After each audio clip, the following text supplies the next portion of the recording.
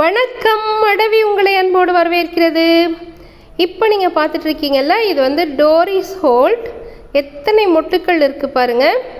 இன்றைக்கி அடவியிலேருந்து இவங்க கிளம்பி ஹைதராபாத்தில் போய் இன்னொரு வீட்டில் பூத்து குலுங்கிறதுக்காக கிளம்பிட்டாங்க. இது மாதிரியான அள்ளி செடிகள் கொஞ்சம் விற்பனைக்கு இருக்குது. அதை பற்றி தான் இந்த பதிவில் நம்ம பார்க்க போகிறோம். என்னென்ன அள்ளி செடிகள் இருக்குதுன்னு பார்க்கலாம்.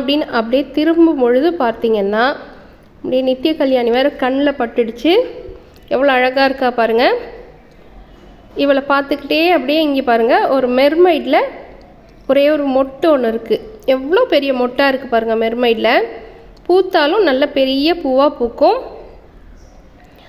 இப்போ நீங்கள் பார்க்குறீங்கல்ல, இதுதான் டோரிஸ் ஹோல்ட். இன்றைக்கி விற்பனைக்கு போகுதுன்னு சொன்னேன் பாருங்கள். இந்த டோரிஸ் ஹோல்ட் இலை மற்றும் கிழங்கு வழியாகவும் நம்ம வந்து உற்பத்தி செய்யலாம். இந்த டோரிஸ் ஹோல்ட்டினுடைய நிறம் நீங்கள் இப்போ பார்க்குற மாதிரி இருக்காது. ஏன்னா மழையின் காரணமாக இது கொஞ்சம் நிறம் மாறி இருக்குது. இது பொதுவாக வந்து நல்ல ஒரு மஜந்தாவும் இல்லாமல் பர்ப்புளும் இல்லாத ஒரு அழகான நிறத்தில் பூக்கக்கூடியது. இதில் ஒரு 5-6 செடி விற்பனைக்கு இருக்குது. வேணுங்கிறவங்க தொடர்பு கொள்ளுங்கள். அடுத்து பார்த்திங்கன்னா நம்மளுடைய சரோஜா. அப்படியே வெள்ளை நிறத்தில் நடுவில் மஞ்சளை மட்டும் வச்சுட்டு எவ்வளோ அழகாக இருக்கா பாருங்கள், சாமந்தி போல். இதை வந்து ஒருத்தவங்க என்னோடய ஜாதகப்படி இந்த செடி தான் நான் எங்கள் வீட்டில் வைக்கணும் வேணும் அப்படின்னு சொல்லி கேட்டு வாங்கியிருந்தாங்க. இதில் ஒரு தாய் செடி விற்பனைக்கு இருக்குது. வேணுங்கிறவங்க கேளுங்க. அடுத்து நீங்கள் பார்த்துட்டு இருக்கக்கூடியது நைட் ப்ளூமரில் ஒரு வகை தான். இரவில் மலரக்கூடிய அள்ளிகளில் இதுவும் ஒன்று. இதுக்கு பேர் செவ்வள்ளின்னு சொல்லுவாங்க. பொதுவாக அள்ளிகளை வேலைக்கு போகிறவங்களால ரசிக்க முடியாது. காரணம், அது பகல் நேரத்தில் பூக்கும் பொழுது அவங்களால இருந்து அதை பார்க்க முடியாது. ஆனால் இந்த செவ்வள்ளி சாயங்காலம் 7லேருந்து காலையில் 10 மணி வரைக்கும் மலர்ந்தே இருக்கிறதுனால அவங்களால சாயங்காலமும் பார்க்க முடியும், காலையிலையும் பார்த்து ரசிக்க முடியும். நம்மளுடைய கையை விடவும் அகலமான பெரிய பெரிய பூக்கள் தரக்கூடிய அழகான அள்ளி வகை இது. இதில் 2 செடி விற்பனைக்கு இருக்குது. வேணுங்கிறவங்க வாட்ஸ்அப்புக்கு தொடர்பு கொள்ளுங்கள். அடுத்து இப்போ நீங்கள் பார்க்குறீங்கல்ல, இது வந்து ப்ரோலிஃபரா. இதுவும் இரவில் மலரக்கூடிய அள்ளி தான், நைட் ப்ளூமர் தான். என்னென்னா இதனுடைய பூக்கள் வந்து இரவு 8 மணிக்கு மேலே மலர தொடங்கும். மலர்றது கொஞ்சம் கொஞ்சமாக விரிஞ்சு விடிய காலையில் 4, 4:30, 5 மணி வரைக்கும் பூத்திருக்கும். அப்புறம் கொஞ்சம் கொஞ்சமாக இதழ்கள் மூடி அந்த ஒரே இரவில் இது தண்ணிக்குள்ளாரியே மடிஞ்சிரும். ஆனால் இந்த அள்ளியில் உள்ள பூவின் நிறம் இப்போ நீங்கள் பார்க்குறீங்க பாருங்கள், இது மாதிரி ரொம்ப அட்டகாசமாக இருக்கும். இயற்கையை நான் விடிய விடிய ரசிப்பேன் அப்படின்னு நினைக்கிறவங்க மட்டும் இந்த அள்ளியை வாங்குங்க. ஏன்னா இந்த அள்ளியை வாங்குறவங்களுக்கு ரொம்ப பொறுமை வேணும். இயற்கை அழகாக பொறுமையாக ரசித்து பார்க்கணுன்னு நினைக்கிறவங்க மட்டும் இந்த அள்ளியை வாங்க. விடிய விடிய நம்ம பார்க்கலாம், அவ்வளோ அழகாக இருக்கும் அந்த பூவும். அடுத்து இப்போ நீங்கள் பார்க்கக்கூடிய இந்த அள்ளி பீச் கொலராடோ செயற்கையாக இயற்கையான மலரா அப்படின்னு ஐயம் கொள்கிற அளவுக்கு ரொம்ப அழகாக இருக்கக்கூடியது. கிழங்கின் மூலமாக மட்டுமே உற்பத்தி செய்யக்கூடியது. நான் முதலில் வளர்த்த அள்ளி இதுதான். இது விற்பனைக்கு இருக்குது 3 செடி. அடுத்தது பார்த்திங்கன்னா அழகாக, ரொம்ப அழகாக நீல நிறத்தில், உஜாலா நீளத்தில் நல்ல அழகான வெள்ளையும் கொஞ்சம் கலந்த மாதிரி ரொம்ப அழகாக பூக்கக்கூடிய நம்மளுடைய தௌபன். இலை மற்றும் கிழங்கு 2 வழியாகவும் இதை உற்பத்தி செய்யலாம். இதை நிறைய பேர் கேட்டிருந்தீங்க, இப்போ விற்பனைக்கு இருக்குது.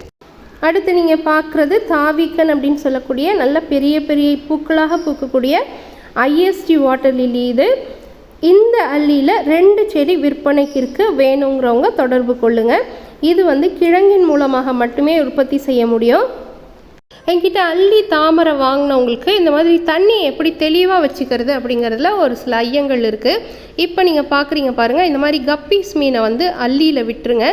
தாமரையில் விட்டிங்கன்னா நம்ம வந்து அதை அடிக்கடி கிழங்கு மாற்றி வைக்கணுங்கிற காரணத்தினால பார்த்து பக்குவமாக அந்த மீன் எடுக்கணும். இப்போ நீங்கள் பார்த்தீங்க பாருங்கள், இந்த மாதிரியான அழுகின இலைகள், வீணாக போன இலையெல்லாம் அப்பப்போ எடுத்துருங்க.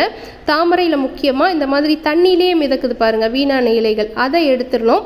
நெட்டு இலையாக இருந்ததுன்னா, வீணான இலையாக இருந்ததுன்னா கொஞ்சம் விட்டுட்டு அதுக்கப்புறம், அதாவது அந்த தண்டில் கொஞ்சம் பகுதியை தண்ணிக்கு மேலே விட்டுட்டு அதுக்கப்புறம் கிள்ளி எறிங்க. இந்த மாதிரி தண்ணியிலே மிதக்கக்கூடிய இலைகளை அப்படியே மொத்தமாகவே கிள்ளி எறிஞ்சிருங்க. பொதுவாக மழை பெஞ்சாலே தண்ணி நல்லா தெளிவாயிடும். வெய்ய காலத்தில் என்ன ஆகும்னாக்கா, இந்த தண்ணியிலேருந்து கொஞ்சம் அந்த பாசிகள்லாம் என்ன ஆகும், கொஞ்சம் கொஞ்சமாக அப்படியே மேலே தண்ணிக்கு மேலேயும் மிதந்து வரும். அந்த மாதிரி இருக்கும்போது தண்ணிக்குள்ளார இருக்க பாசியும் எடுத்துருங்க. தண்ணிக்கு மேலே மிதக்கிற பாசிகளை தண்ணி நிறைய விட்டிங்கன்னா தன்னால் வெளியேறிடும். அந்த மாதிரி செஞ்சுக்கோங்க. பொதுவாக எல்லா அல்லியுமே மனம் வீசும். அதிலும் இந்த கீழார்கோ நல்ல நறுமணமானது, நல்ல மெழுகு போல தோற்றமளிக்கக்கூடிய ஊதா நிறத்தில், வெளிர் ஊதா நிறத்தில் வெங்காயத்தாளின் நிறத்தை நுனிகளில் கொண்டவள் இவள். ஒரு 5 எண்ணம் விற்பனைக்கு இருக்கா. வேணுங்கிறவங்க தொடர்பு கொள்ளுங்கள். அடுத்து இங்கே பாருங்கள், இந்த சரோஜா தான் தாய் செடி ஒன்று விற்பனைக்கு இருக்குன்னு சொல்லியிருந்தேன்ல. தொட்டி காலி பண்ணணும் எனக்கு, அதுக்காக இதை நான் விற்பனைக்கு கொடுக்குறேன். ஒரு செடி எனக்கு அது போதும். விலை அதிகம் அப்படிங்கிறதுனால நிறைய பேர் இதை வாங்க மாட்டாங்க. வேணுங்கிறவங்க மட்டும் தொடர்பு கொள்ளுங்கள். அடுத்து நம்மளுடைய அல்ட்ரான்ஸ் ஜெய்ஜாண்டிகா, இதில் ஒரு செடியில் பூ இருக்குது, காட்டுறேன் பாருங்கள். இதில் ஒரு 2 செடி விற்பனைக்கு இருக்குது. வேணுங்கிறவங்க கேளுங்க. இது ஆஸ்திரேலியன் வகையை சேர்ந்தது. நேர்த்திக்கே பூத்திருந்தது. மழையின் காரணமாக இதை என்னால் படம் பிடிக்க முடியல. அல்லி விற்பனை அவ்வளவுதான். இந்த பதிவு பிடிச்சவங்க உங்களுடைய லைக் மற்றும் ஹைப்பை மறக்காமல் கொடுத்துருங்க. மேலும் என்னுடைய அலைவரிசையை இது வரைக்கும் சப்ஸ்கிரைப் செய்யாமல் பார்த்துட்ருக்கோங்க, ஒரு முறை சப்ஸ்கிரைப் பட்டனை தொட்டு அழுத்திடுங்க. இயற்கையோடு இணைந்திருப்போம். மீண்டும் வேறொரு பதிவில் சந்திக்கிறேன். நன்றி.